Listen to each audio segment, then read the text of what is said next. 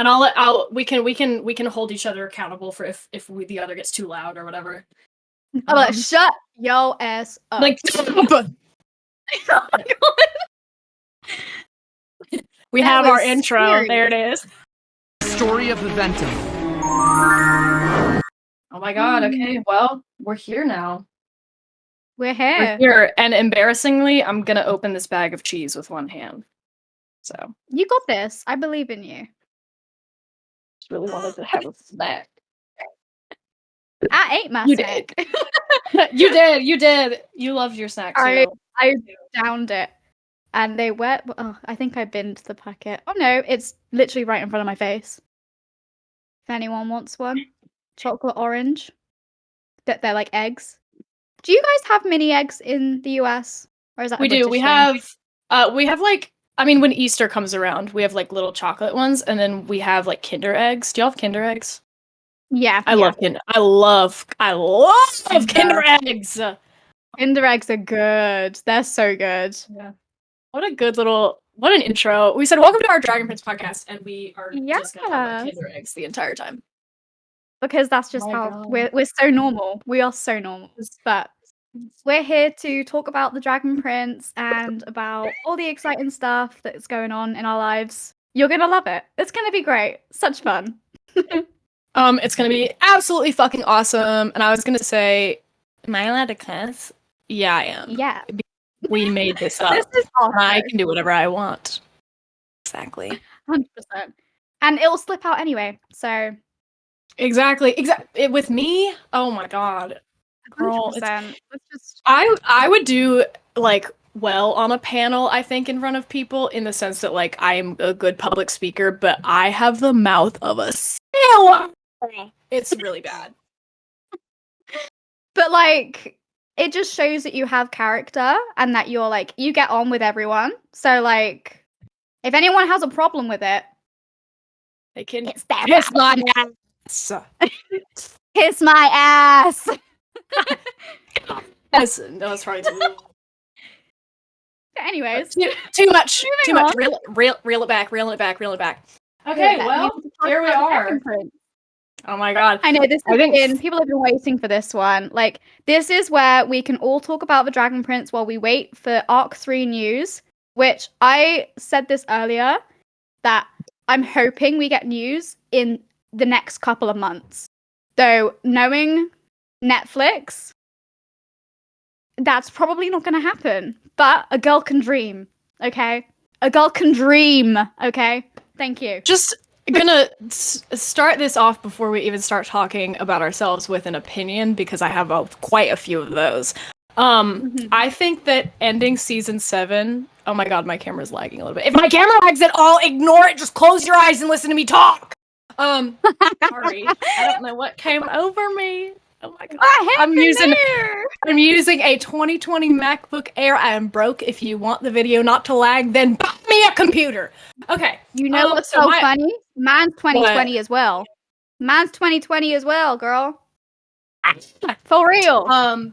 So my opinion is that it was not smart to end season 7 on a cliffhanger, hoping that would incentivize Netflix to greenlight anything, because Netflix doesn't care about us. They don't care. They don't give a flying rat's fucking ass about basically any show. They will cancel your show 100%. like it's breathing. And so I get wanting to like leave it kind of open-ended, you know, because for like story reasons. But if any of that was in the hopes that they would be convinced to give you more, it's not gonna work. If they weren't gonna do it before, they are not gonna do it now. And they always, like, I've noticed with Netflix, they always renew things that no one cares about. So it's like, though, to be fair, obviously some people do care about it, but when you have people, like, in comment sections and, like, literally, like, voicing their opinions, being like, we want this, we want more of it, Netflix just don't care. They're just like, but we don't want to renew this, so we're not going to give it to you. Which is like, that's not very kind. Like, you do have people here who are like, they are begging on their hands and knees for the Dragon Prince Arc 3, and there's still so much to learn about, and there's still so much storyline, and they're prepared to give us the Dragon Prince, so why not just give it. Like, I just don't understand. I don't get it. Yeah, I also think that people, here's another hot take before we talk about ourselves, because I'm just full of those. To anybody that has ever said, my camera is definitely gonna lag at some points, by the way, and you're gonna have to deal with it.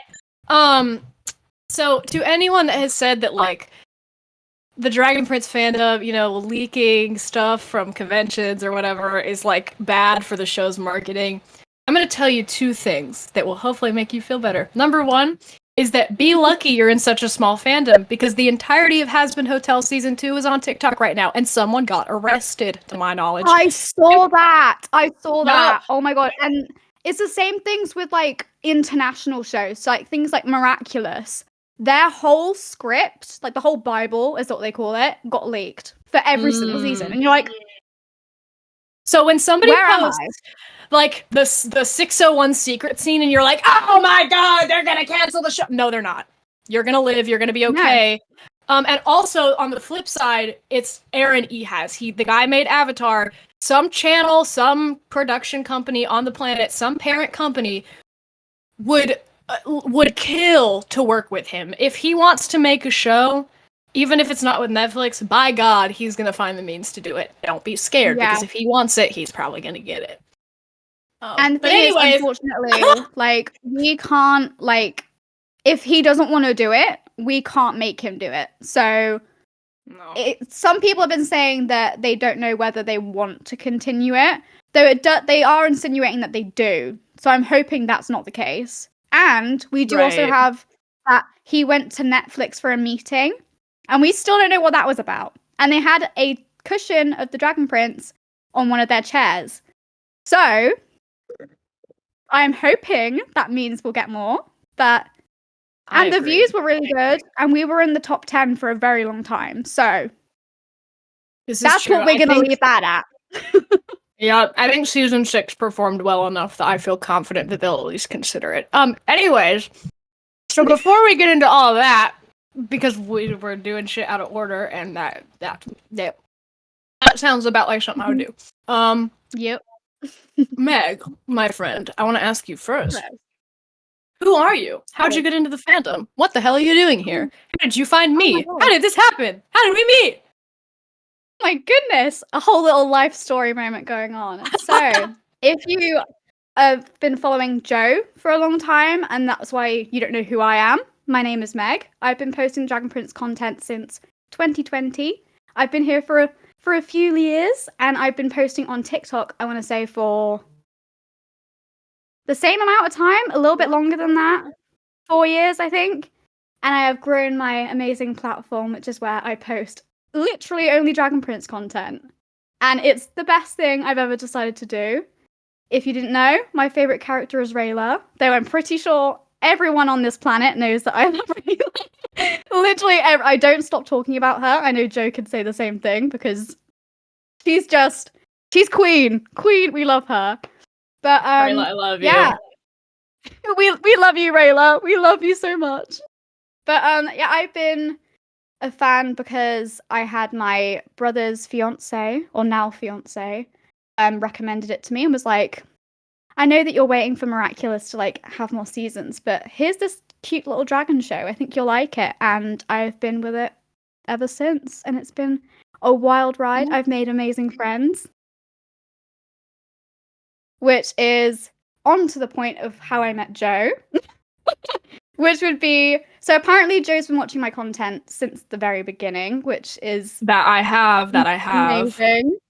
And I think it was in when did you say 2022 that you started posting? So, okay, I started, and I'll get into, like, more of my story a little bit, like, after you finish up, but I started actually posting Dragon Prince content in April of 2024.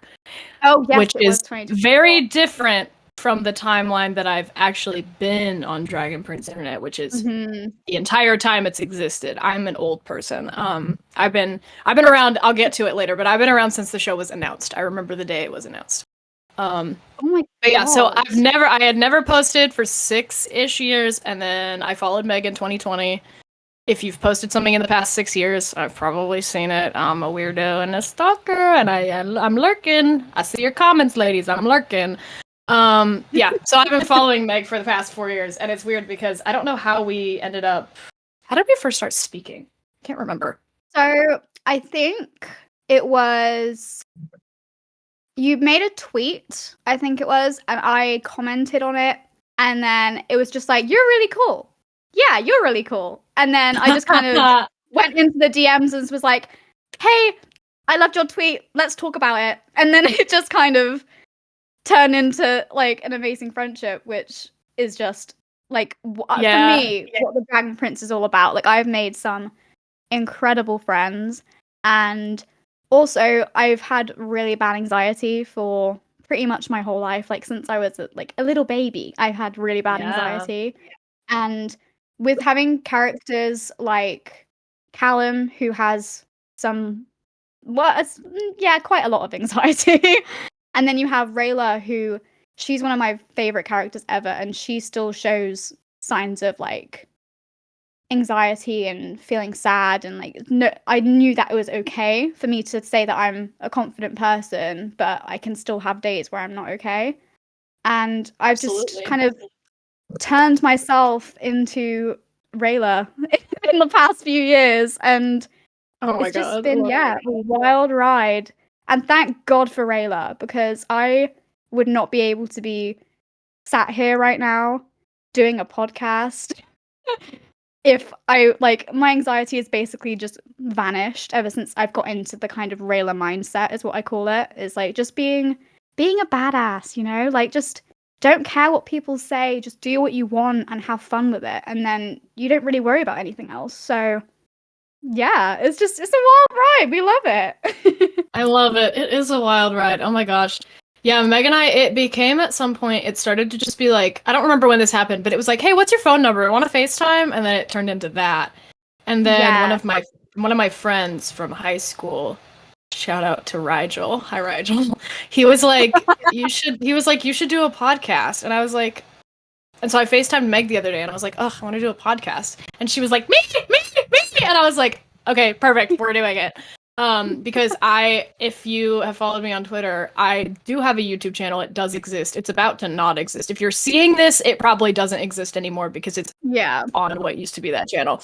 But I have discovered about myself, as a stage performer, as a musical theater major, I don't like talking to a camera by myself alone in a room. I find it uncomfortable. I don't think it's fun. I don't like editing everything by myself. It just was not fun in the way that I thought it was going to be. Yeah. And so this is like the perfect medium, and Meg and I are already such good friends that it's just going to be such a good time. Yeah. But so I started with the fandom when it began. I remember July 10th, 2018. I was fresh off of like Voltron season 6. Oh god, Voltron. Ugh. No hate. Oh, no hate. No hate unless we're talking about season 8, in which I do hate it. And if Laura Montgomery, if you're seeing this, I hate what you wrote. I hate season 8. It was bad. Fight me in the parking lot after this. Anyways, just kidding. Or am I? I'm actually season 8 was bad. I'm not kidding. But I don't want to fight you. I don't hit people. I am 100 pounds soaking wet. I do not hit people. But so I started with it when I was coming off of Voltron, and that was when Voltron was starting to like go downhill in quality, and I was like, I need a new show. And so I saw on Tumblr, Tumblr and Instagram, I saw that very first poster, with the main 3 looking up at Soul Regum, and I was like, oh, this looks so cute, and I thought it would be animated like that. So I was like, cutie. Wrong. And then September 14th, 2018, Dragon Prince's birth date. I was sitting on my grandma's bed with my iPad, and I was like, oh, the Dragon Prince dropped, and I watched the first episode, and I actually put it down. I said, I hate this animation. I took that back later. I ended up really enjoying it. But at first I was like, I don't like the way this is animated. I'm not a big 3D fan, whatever, put it down.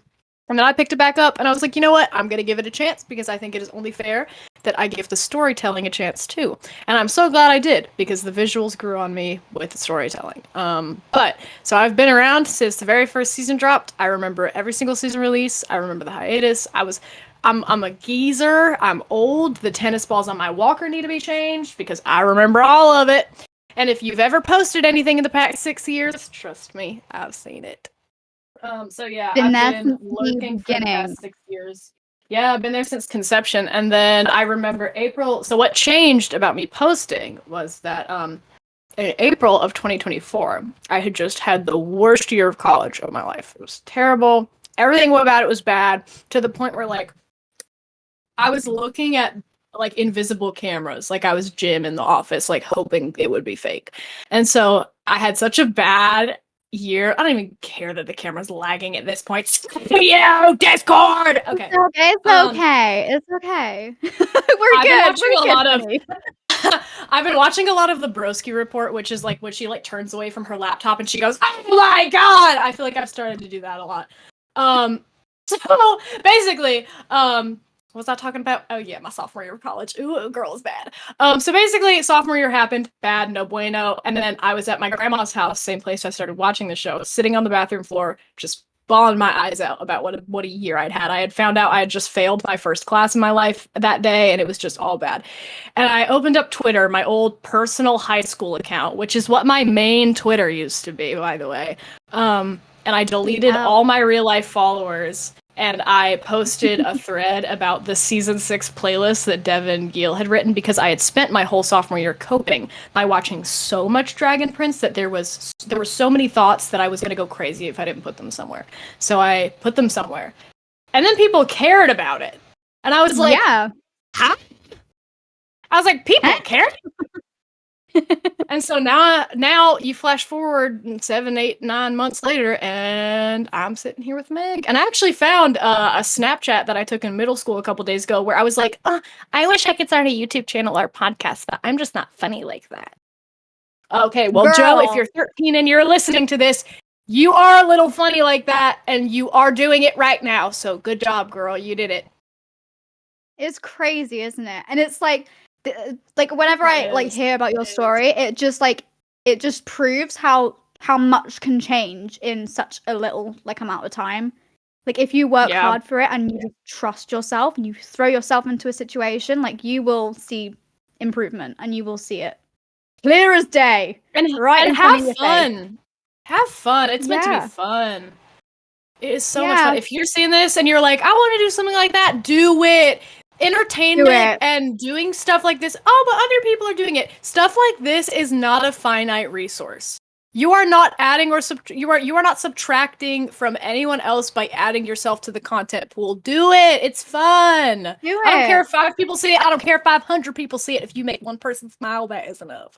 And I know that's corny as fuck, but like, it's actually true. So real. Yes, 100%.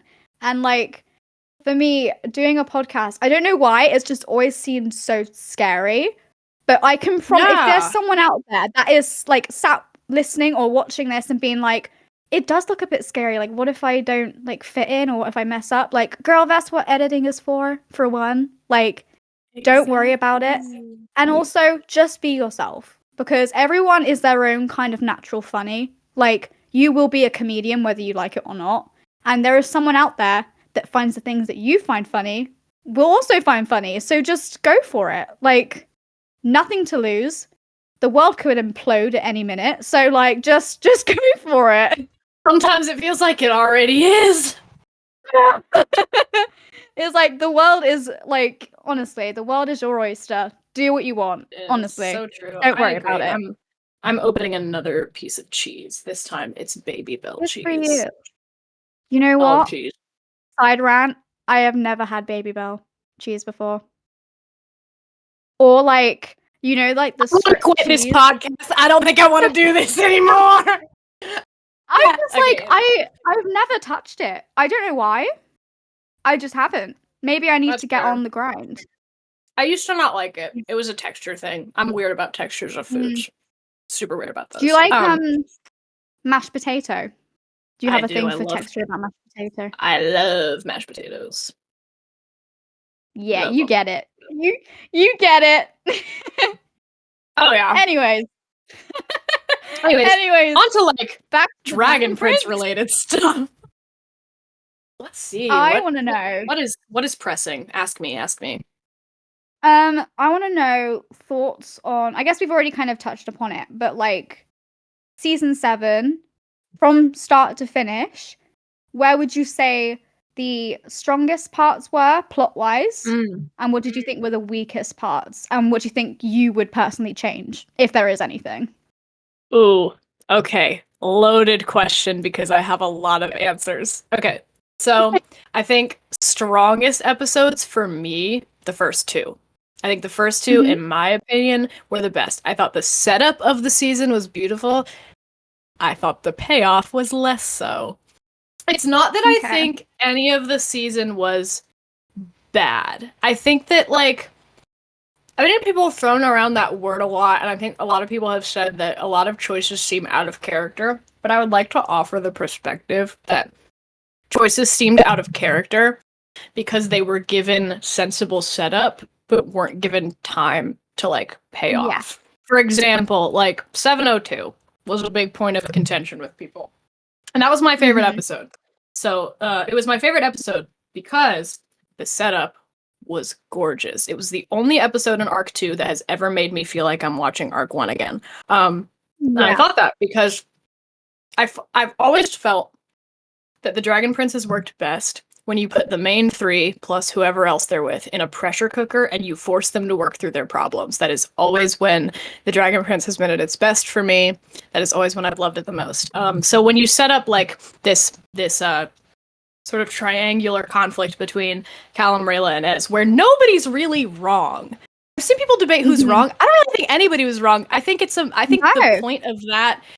point of that confrontation scene was, who is each person relative to Runan, and how are they going to act accordingly? Because Runan means very different things to all of those people. And I don't think that any choices they made were necessarily out of character. I think the one you could probably argue the most for was Callum.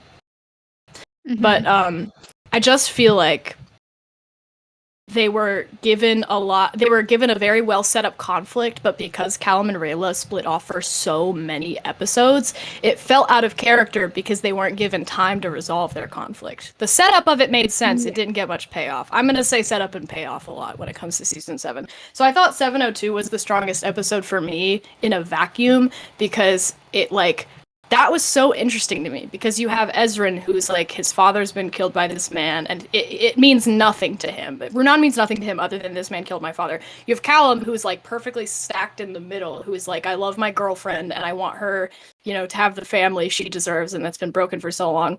But he also killed my stepfather. And then you have Rayla, who is like on the opposite end. Situation. Very much so. Then you have Rayla, who's like, this is my dad and I have to take him home. So all of their reasonings make sense and nobody was wrong in my opinion, but I think that it just wasn't given the time it needed. I think time has always been a big enemy of the Dragon Prince. I think as far as the weaker part of the season for me was I took issue with some of the ways the finale episodes went. In terms of, like, I don't know, we have Rayla, who's been set up to kill Callum, we have Callum, who's been set up to do dark magic, and we have Ezrin, who's now in possession of the Nova Blade. And because of the, like, if an archdragon bites me, I die thing, I was like, okay, well, that feels like a Deus Ex Machina, and then you're just gonna make everyone older and take away their get out of jail free card, and now they're gonna have to fight him again. And I was like, I feel like Mystery of Erebos should have ended with him being, like, actually ultimately defeated. I don't think it made sense to reincarnate him. And I also think that, like, because we spent less time, I'll stop yapping and let you go for it in a second, I promise. I think the only other major weak point coming to mind at the moment is that, like, I feel like a lot of interpersonal stuff was dumped in favor of giving us lore, and it was lore that I didn't necessarily care about. Like, the whole Orphan Queen thing is, like, cool, but make a spin-off series. I don't need to hear about it in a PowerPoint format. You have 3 very cool titular characters that are my vessel for learning about your world. Let me learn about the world through them. Stop giving me a PowerPoint. And I thought, like, first of all, why wasn't the Silver Girl popping fucking champagne for my girl Rayla? Why? Yeah. Help? What? Where was her celebration from, like, the wider Moonshadow Society? They should be thanking her that they're even alive. What the hell? Yeah. It was just things like that. And, like, Callum and Runan were cool with each other immediately. And it was just, I feel like a lot of dynamics were just not dug into the way I wanted them to be, in the depth that I wanted them to be. But yeah, so that's my long-winded ass answer to that question. What about you? Giving you like the proper questions. So I agree with literally everything you've just said. I'll just touch upon like a few things. With timing, the Dragon Prince will always have an issue with being such like it's like the world is so big and they have so many ideas and so many plot points, but they just haven't got enough time to put them out properly. And unfortunately for me, I did love season 7. I don't know whether it's just me. I've just noticed in the past few seasons how some things are either cut a little bit too short for my liking, or it moves from one thing to another way too fast. And I feel like there are moments where you could have done a longer scene for certain things, and then everything would kind of lock in a little bit easier. But they were just so quick to do everything. Like with the finale episode, where you have, like you were saying, you have Callum doing dark magic, because that's basically what they've been talking about for the past 3 seasons. And then you've also got Ezra now, who's got the Nova Blade, but then you've also got the Archdragon, who's going to bite him and he'll die. And you've got so much going on that is almost too much. It's too much and too little at the same time, if that makes sense. Yeah, it's like, no, yeah, it's just, for me, it was a bit hard to sit there and be like, sit still, even though I know that you kind of want that feeling with shows. You want to be able to be like, oh my god, I don't know what's going to happen. But for me, it was just too much. I was like, yeah, this could go like either way, and then they end it in a way that didn't feel like it was going to be a happy ending. I was like, you've left us in a bit where we're like, you haven't given us a closed ending. So if we don't get arc 3, we have nothing, really. It's just our imagination. Right. And even though I know that's what they were trying to do, it was more of like we will close it off, but leave it open so that we can do more. But they've left the door way too open for it to be closed. You can't be like, oh, followed the season 3 formula for the ending. Yeah, season 3 did it perfectly. They were kind of doing that already, and it was just a bit of a shame that they kind of they obviously want to do more, but they could have given us like slightly, like, for all characters having a slightly better ending. Like the one I wasn't very happy with was Claudia's. Now other people can have their thoughts on it, but for me, I would have loved for her to have not like a redemption arc, but something there. Like they kind of gave her like a little bit of summon, but then they just like booted her off immediately, and now we have no idea where she is. Claudia, for me, Claudia was the biggest fumbled bag of that whole season for me, because I just feel like, I think a lot of the problems I have with season 7 are not with season 7 alone. It's because of a domino effect just caused by the time skip. I think a lot of the problems started with the time skip. A lot of the problems that we're seeing manifest now were preventable if the earlier seasons didn't go the way they did. Season 4, I'm looking at you! I hate you! I'm sorry. I hated season 4. Side tangent. I'm sorry if you, like, worked on the show and you're watching this. It is not personal. I am just a critic critiquing the art, not the artist. I love y'all. Season 4 was not good, in my opinion. I did not like it. I do not rewatch it. I didn't enjoy it. And I think like, that in the nicest way, a lot of the problems it started. Me out a little bit. Yeah, I don't like it. I can't, especially with Raylan's arc. It felt like going from season 4 to season 5 to season 6. If you watch those 3 in a row, it does almost feel like they started it like they were going to do a slow burn, but then it went quick right at the end. And it was like, you don't really know where they were going with it. And then we have a lot of questions in between because it went from 0 to 100 very quickly. If you get what I mean. Like, it's like, you don't know, like, what happened. And there's nothing that we can use to fill in the gaps for that. It's just kind of like, they hated each other, now they're friends. Oh, but there's still feelings there, so now they're in love again, and now they're going to do their own thing. And it's like, when did they have a discussion? Have they properly had a discussion about everything that's gone on? Probably not, which then will lead them to have issues in the future. So it's like, I know that we were very pushy about having Raylan back and like them being in love again, but maybe it could have been a little bit more of a slow burn for me. But that's just my opinion. Yeah, I can agree with that. I think I'll put a pin in the Raylan conversation because I definitely have thoughts about that. But on the note of Claudia being the biggest fumbled bag in season 7 was a result of a domino effect that I was just watching happen in slow motion, and that was that you can't have your cake and eat it too with a villain in a redemption arc. If you want to make her bad, make her bad. If you want to make her good, make her good. And I get that there's more nuance to it than that, but my point is that, like, in seasons 4 and 5, she was so... Obviously, her mission was Viren, and that was her objective. But in season 6, he leaves her behind, and she does not know how not to be dependent on others. She lives her life for others, and she wants to do what she can for who she loves, and I think that's a great strength. Unless someone is manipulating that strength, and then it becomes an issue, not at her fault, but at the fault of those who are manipulative enough to see her as vulnerable and take advantage of that. Elves, I'm looking at you. I hate you. Yep. People on TikTok. My last side note before I actually finish the Claudia point is people on TikTok have been like, he saw her as a daughter and he didn't want to lose her, and I'm so like, it breaks my heart. Ew. Yeah. Ew. What do you mean? I'm so glad that you brought this up, because I look at things like that and I go, but that's not what he means by that. And also, it's gross for one, but for two, we do know that he's like trying to do this to get into her head.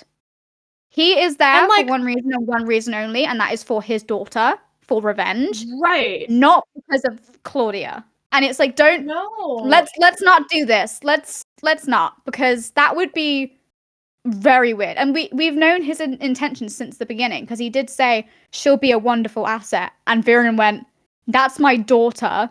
No, which thank you. Thank you, Viren. Thank you, Viren. for that. Thank you.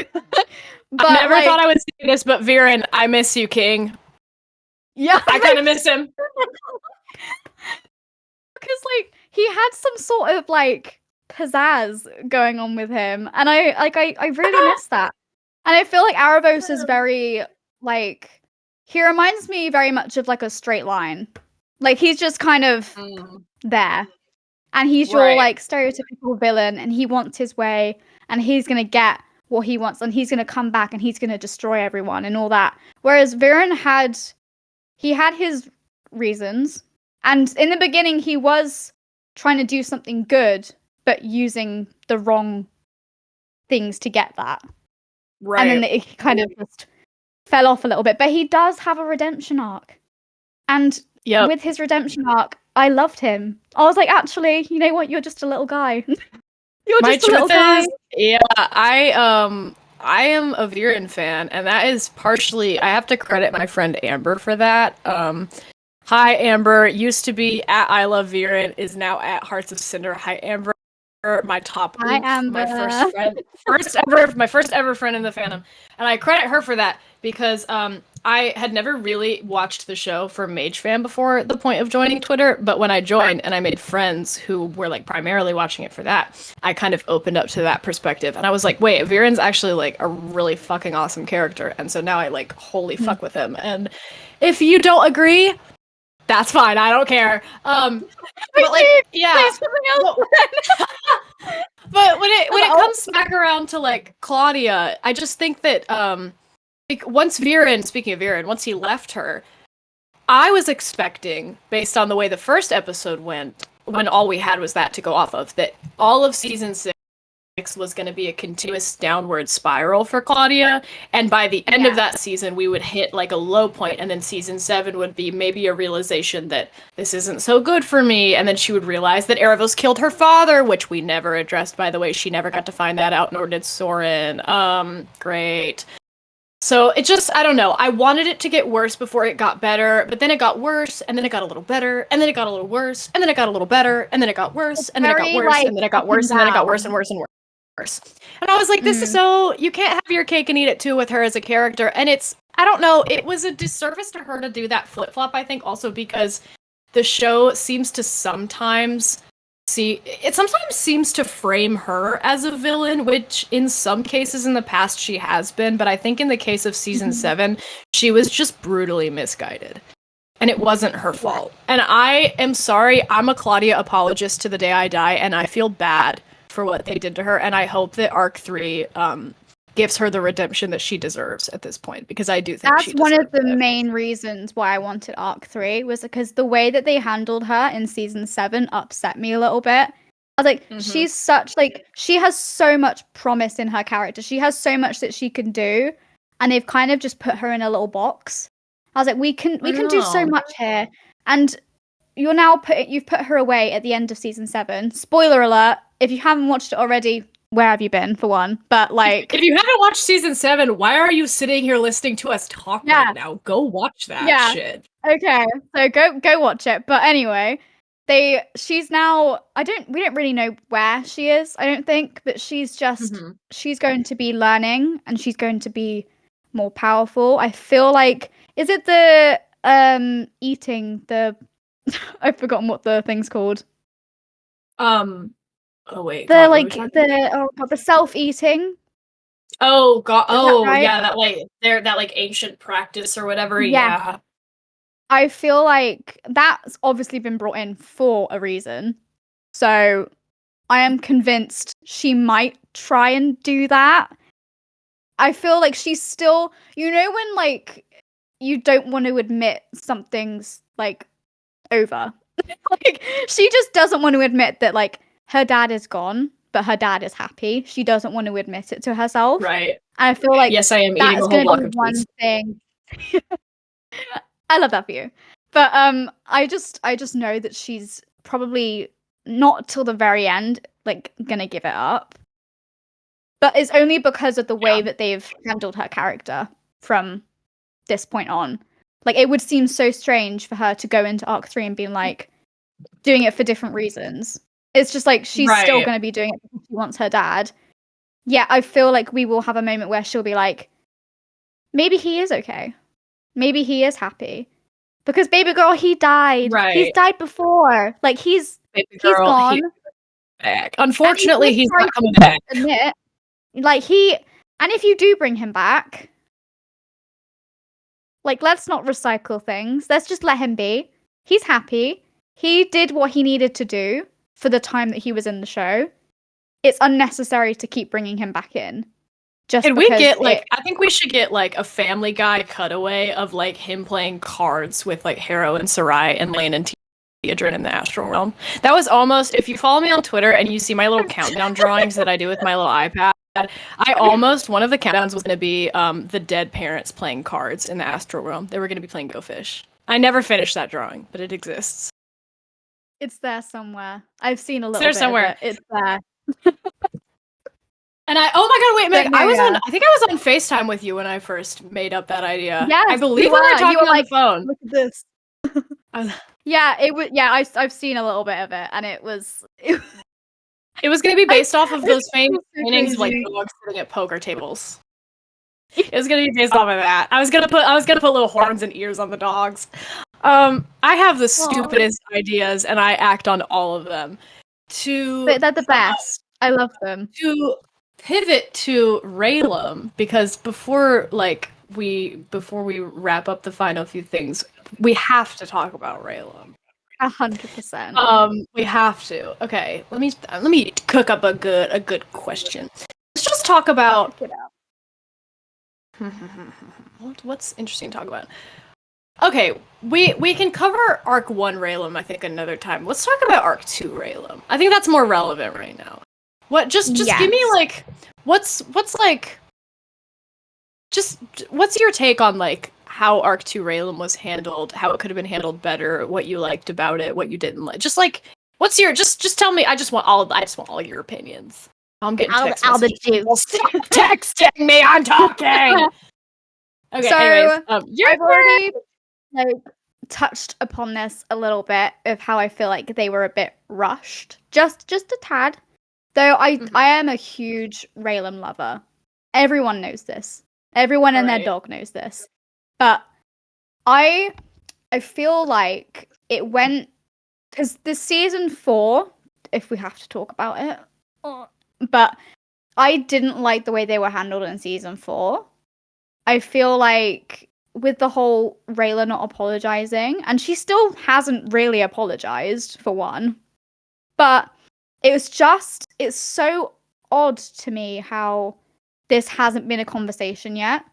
They've had multiple opportunities to do this, and they've almost done it multiple times, but there's always been something that's just kind of moved that. And it's like, can we please just get like an apology, or so he can have some sort of like reasoning to why she's done that? Because I feel like that would be a really cute scene of just being like, well, everyone I loved has left me because they want to keep me safe, and that's why I left you, because I didn't want to put you in that situation. And then they can move on and be happy. But they haven't been able to have that conversation. And then that always leaves me a little bit worried. I get worried for them all the time. I'm like, let's not break up again, guys, because my heart can't handle it. But they could have another argument about this. He's still worried that she's going to leave. He said that in the beginning of season 7. I don't want you to leave again. Yep.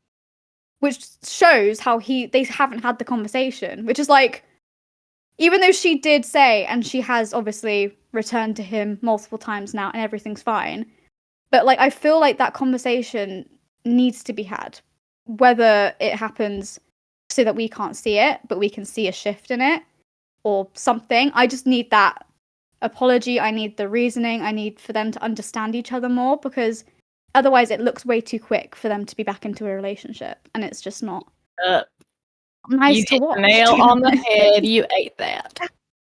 I ate that. Oh, thank you, honey. I'm so glad. But yeah, I do love them though. I adore them. I can't. They are the cutest little munchkins I have ever met, and I adore them. I love them so much. And like, there's always roll them up like a little paper ball, and I want to eat them. Stick them in my pocket. I want to take them home. I want to put them in my pocket, and I just want to take them home. Yeah, and I just want to point out, after everything that I've just said, I do really love the arc that they've been through. It's just, it's hard for my mind to get past how quick it went from them being just like hating each other, friends, and now we're already in a relationship that they seem pretty solid in. And I'm like, what? When did that happen? Like, I didn't really see like the shift in their actions towards each other between the little jump of them being friends to being lovers again. I was like, hello, like, can we talk about that for a second? Like, why are you guys so good again? Not that I'm complaining. Like, you guys, you keep kissing. You gave us all the kisses in season 7, and I'm not like. I have my favorite kiss, but I will go on forever about it, so we're not going to bring it up. But oh, don't worry, we'll come back to it. I would like to, on the topic of Raylan, I would like to speak about how I've seen a lot of people on the interwebs talk about whose fault, or who's wrong in the situation of who left who, and I would like to offer that rather than anybody being right or wrong, it is a matter of cultural and emotional perspective. So may I offer that Rayla leaving through Callum's point of view and through Callum's lens was wrong and was hurtful. And I was shocked that we didn't have a more in-depth conversation and an apology, because regardless of her intentions and regardless of her cultural perspective, it was hurtful and it hurt him. However, So if you look at it through Rayla's point of view, though, and the way that her culture raised her to express love, what she was doing in her mind was one of the greatest acts of love that she could have given him, which was protection. That is what her culture emphasizes, is protection at all costs for those you love. So Rayla wasn't, I wouldn't say she was right or wrong to leave him, but I would say it was an act of love if you look at it through her eyes. However, if you look at it through Callum's eyes, who was raised to be vulnerable and to spend quality time with those you love, and if you love them, you'll stay with them because you have finite time on the planet. That's true for everyone. You want to spend what time you have with those you love. And if Rayla left him, then obviously he must have done something to make her not care, or she must have not cared in the first place, or I'm sure he had so many questions racing through his mind. But I just think that a lot of people are very quick to deem any of them as right or wrong, and I don't think either of them were either. I think that it just matters whose eyes you're looking at it through. Because through purple eyes, it was an act of love, and it was an act of sacrifice in the name of love. And if you're looking at it through some green eyes, it was very hurtful and very isolating. And I do think that we deserved a scene with a full apology. I was a little disappointed that we didn't get that. And I was just disappointed at the...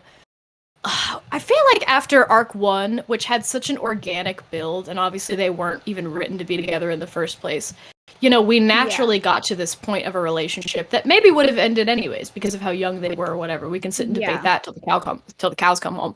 But the fact is, Season 4 puts them back at square one with more anger that's, like, personal.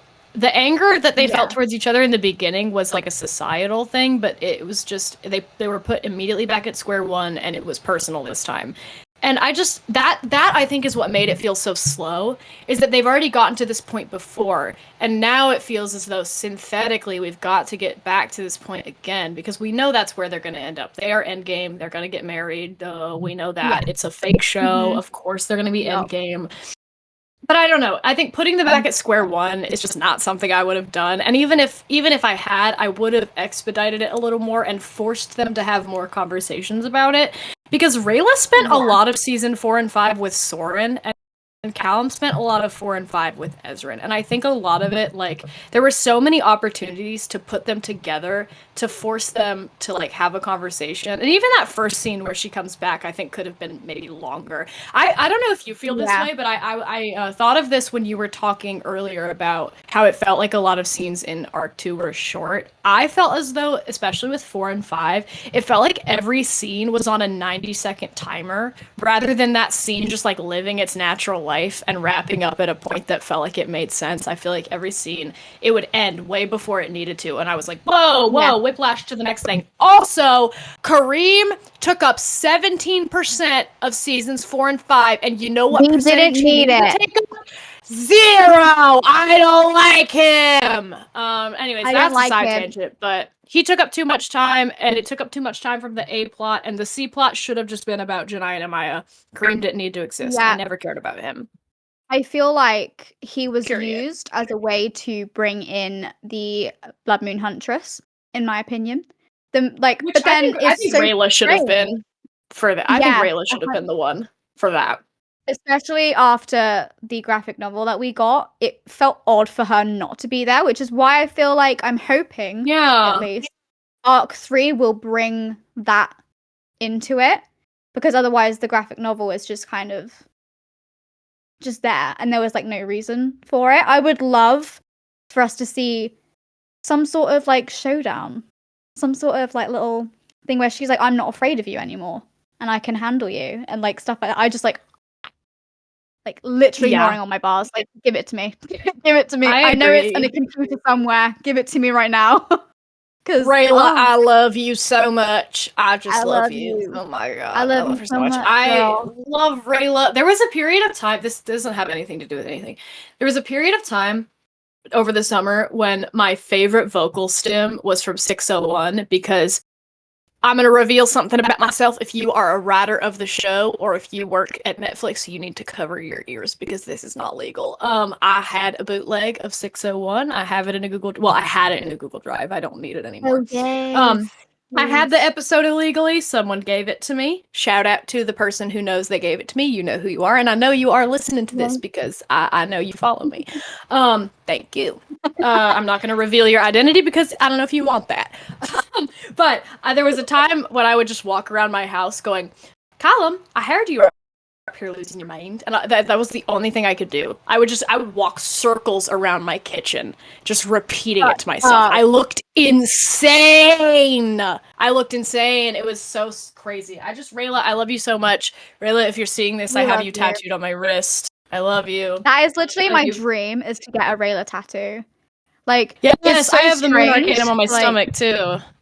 Yeah, it's one of those things where it's so strange for me to say that a fictional character is one of the things that really helped me when I was in such a dark time, which I know a lot of people who are listening could probably relate to that. But I was so, like, in my own head, and, like, I was just so unhappy. And then she was, like, I remember when we had, like, there was, like, cover your ears again, Dragon Prince crew. We don't want you to get upset.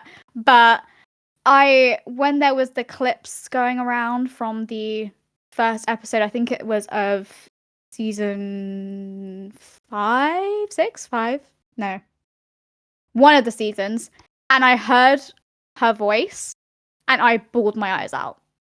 Like, I actually bawled my eyes out. Same with when she came back in season 4. I apologized to my mother because I was a mess. I was an absolute, all she said was, hey, and I was like, hey. My girl, she's back, and I was like, she's so pretty, because we obviously had nothing of her that entire time. They were just like, they were teasing us with like, I miss where to be found. It's like, where is she? And then she was there, and she said one word, and I was in bits. I was so like, I was so happy to see her, and it's like, I was like, I don't know, like, she's fictional. I don't know her. I don't, like, she doesn't know me because she's not real. Like, and I was like, I hope you're having a great day. I was like, it was. Oh my god. Like, awful. Like, oh my god, I have never felt so like. It must have been some sort of like emotions I had trapped, because I don't know what happened. The floodgates opened, and I was just like, it's her, and she's here, and I love her so much, and she's back, and she's okay. She's alive. She's not like messed up until we go further on in the show, but like, I have no words to describe how much she's like literally saved my life. Like, I love her. Absolutely. More than anything. She's just amazing. Oh, Rayla. I think we should spend the entire next episode just talking about Rayla. Yeah, I think that's our next episode, is that we're the Rayla special. We just talk about our fave the whole time. I love her. She got me through. I feel like I can't tell if I am just intrinsically like her or if I modeled my personality as a teenager after her. I think it's a little bit of both.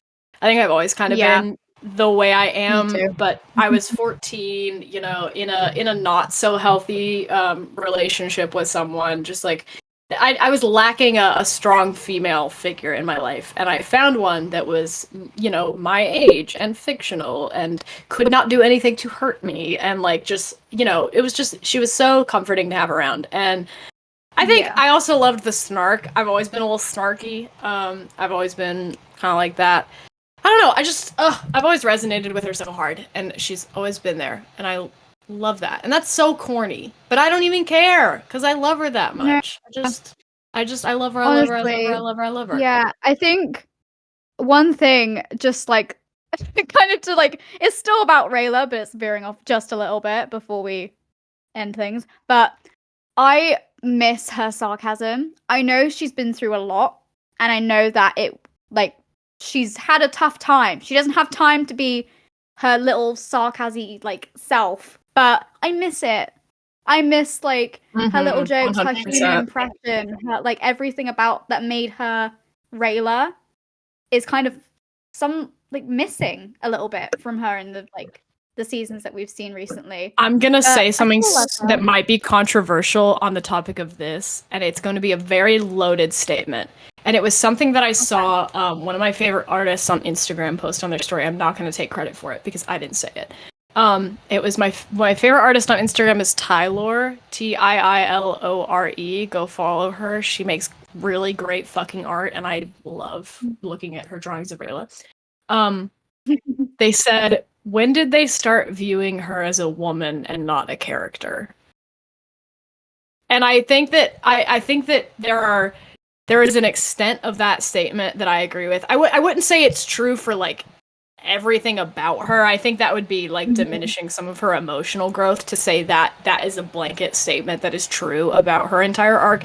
But I do think in some cases I was like, yeah, that rings a little true. I think the line that sticks out for me that really pissed me off, and I think we've talked about this before, you and I, and if we haven't, we're going to talk about it.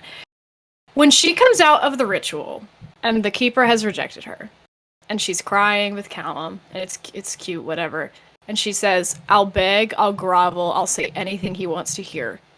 Okay, I get that Rayla is very hard on herself, and I get that she takes on a lot of responsibility to a level that is unhealthy. However, if you want me to believe that she's actually grown to become this confident person that you say she is, why, at the rejection of one single person, is it, I'll beg, I'll grovel, I'll say anything? That to me was too extreme. And I was like, that to me is just, it just rang as like, I was like, she is not a damsel in distress. This didn't need to be written so she could have a cute moment with Callum. She deserved in that moment to hold her own and say, no, I saved the fucking world.